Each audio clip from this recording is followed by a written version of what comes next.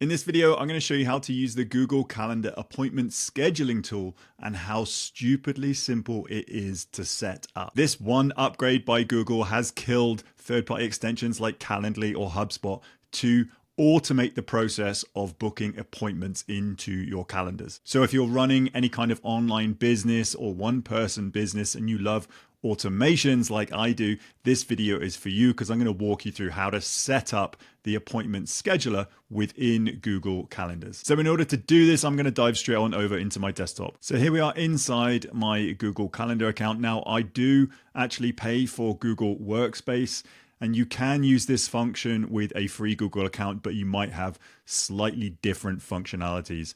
All you need to do is navigate to your Google Calendar and then click on the little plus tab here, and then there's a down arrow, and then it's just appointment schedule.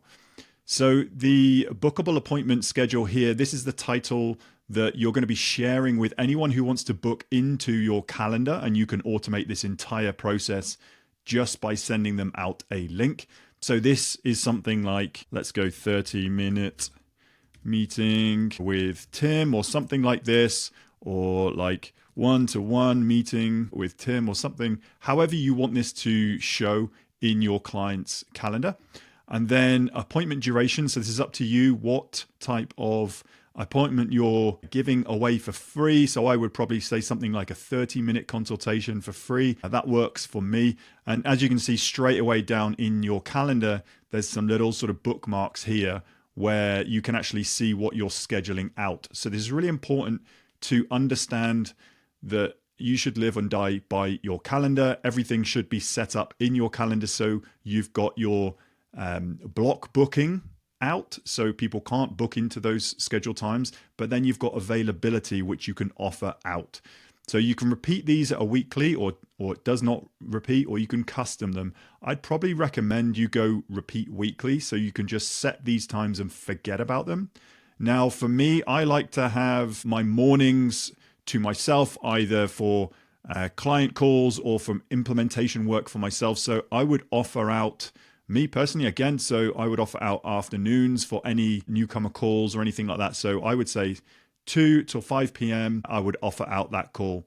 And then you could either, it depends on what days you want available for new clients, or you could just like copy and paste this little button here, copy time to all. So that's applied it all the way through Monday to Friday. Or if you didn't want any Mondays available or any Fridays available, you just wanted Tuesday, Wednesdays, and Thursdays available for your calls, you could do that. If you wanted an additional time on like a Wednesday, you could put in another time slot. So if you wanted a morning or a later time for different time zones, you could have that, or you could just delete that and then use those. So for this example, I'm just going to use Tuesdays, Wednesdays, and Thursdays, and I'm going to use the time zone from 2 p.m. to 5 p.m. Then you scroll down here and make sure you've got the time zone that you're in. And this is currently myself now. I'm in Canada on Mountain Time. The next drop down here, you've got a scheduling window. Now you can either have a start or an end date, or you can have available now. Again, I like to set this and forget it. So I'd probably say available now. This is really interesting here. You can schedule this out for however many days from now that you're available. So if you want someone to book you this month, next month, the month after, you could have 3 months up to 90 days here, or you could have 2 months up to 60 days. I'll probably say that 60 days is a decent amount of time for somebody to book into your calendar. But then here, the minimum time before the appointments start that it can be booked. So this is 4 hours. I would probably bump this up to either 12 hours or even 24 hours. I don't like surprises in my calendar. So if someone was to book this like 4 hours out, and if I was out of office, I could come back in and either miss that or be pushed right up against the start time for a meeting. So I actually have people can't book within the first 24 hours. So it always gives me plenty of time to either prep for a meeting or set aside time for that actual meeting to take place. So I would say a couple of months out and then 24 hours buffer time. So you can change a date's availability here. So you can go deep into any of these days and you can schedule, say if you're going on a trip or if you wanted to block book anything out, you can go into here and then schedule your availability. But again, I like to I like to leave it, I like set it and forget it, and manage any of my availability by actually booking or scheduling out some block bookings in my calendar so people can't book in. So then the booked appointment settings here, another drop down. Buffer time, if you want to give yourself some buffer time, as you can see here, there's some sessions that they could schedule in 30 minutes, 30 minutes. If you don't want them to be backed up against each other, you could schedule in like a 30-minute buffer time. So then you can see there's one time in here, and then there's going to be a 30-minute break. Or you could take this down to like 15 minutes if you didn't want anything to go back to back. So if one meeting was just to run over a couple of minutes and you have somebody waiting, then that could be a problem. Maximum bookings per day. So if you have got some scheduled time zones out for you, you could actually say, okay, I just want a maximum of 2 or 3 bookings per day. And this would make sure when you have 2 bookings in that day that no other people can actually book in for that day, and it will push them right to other days. Guest permissions, I always leave this on. If they have a business partner, they can invite somebody else to this meeting. And then the calendars, which calendar have you linked this to? I always link this to my business calendar. I have this as a blue color for my brand. And then I make sure that I check these calendars for availability, which is just my business calendar. And then any co-hosts, I am currently a solo creator, so I don't need to add any co-hosts. If I had an assistant, I would probably add them in here and then click next. So now we move on to the booking page, photo and name. This is just me. This is my brand name, my brand photo. You can obviously edit this how you want, but I would probably say keep everything Google. If you're trying to get rid of all these other tools that you don't need, keep everything Google and just go with this. Location of the conferencing, you can actually meet in person, but I always use Google Meet now. I've actually deleted Zoom, my Zoom subscription. I've deleted my Calendly subscription, even though Calendly, I was just using a one person in Calendly. It wasn't costing me anything. But again, I just see that as another tool that I have to log in and manage. If I can manage everything in Google, even better. Then a description, you can add like a scoping call or something like that. However you want this to come across, like a free coaching call or something like that, it's entirely up to you what you are using this scheduling tool for. And then the booking form, there's some fields here that I would recommend collecting: first name, surname, email address. You could even add another item here. You could add phone number, or you could add a custom item.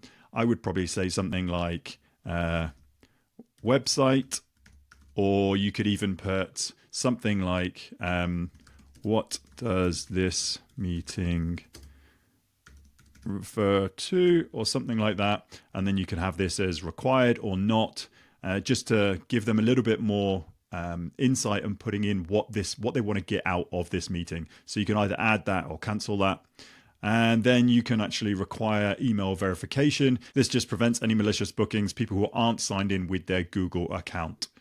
Then you can, if you wanted to charge for this booking, you can set up any payment processes like Stripe. But I always say, if you can get people on a call, that's a win for you, because you can understand a little bit more what that potential customer needs. So I don't charge for my free calls currently. And then the booking confirmations and reminders.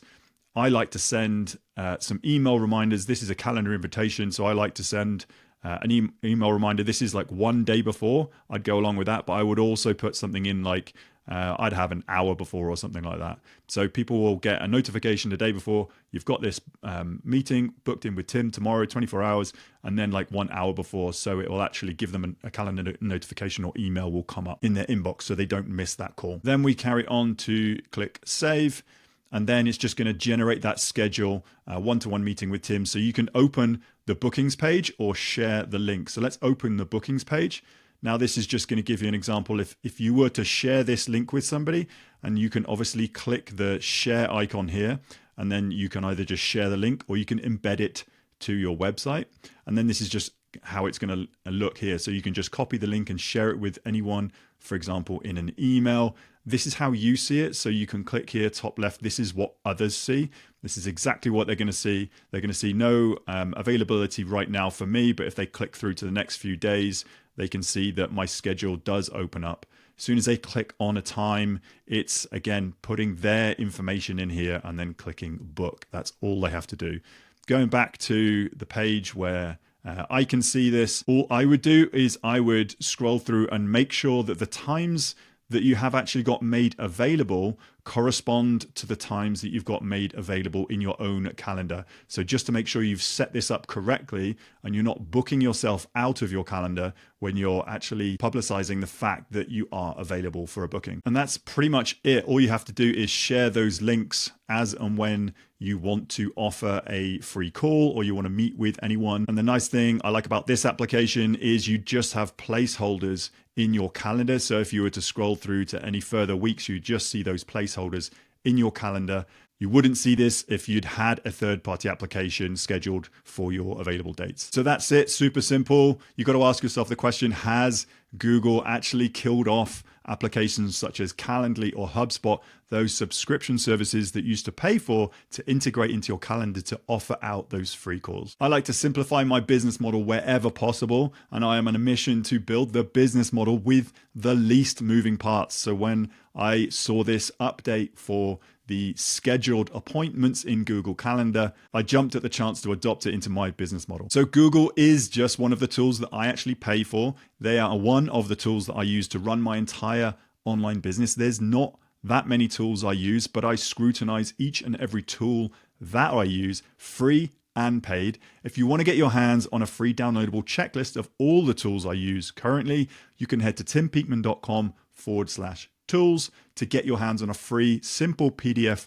downloadable checklist today. This is going to give you a good insight into what you could be using, what you potentially already are using, or some of the tools that free and paid that you might not have even heard of. And you'll be surprised to see that there is not that many tools that I use to run my business with. That link once more, timpeakman.com/tools. Hope you found value in this video, and I look forward to seeing you on the next one.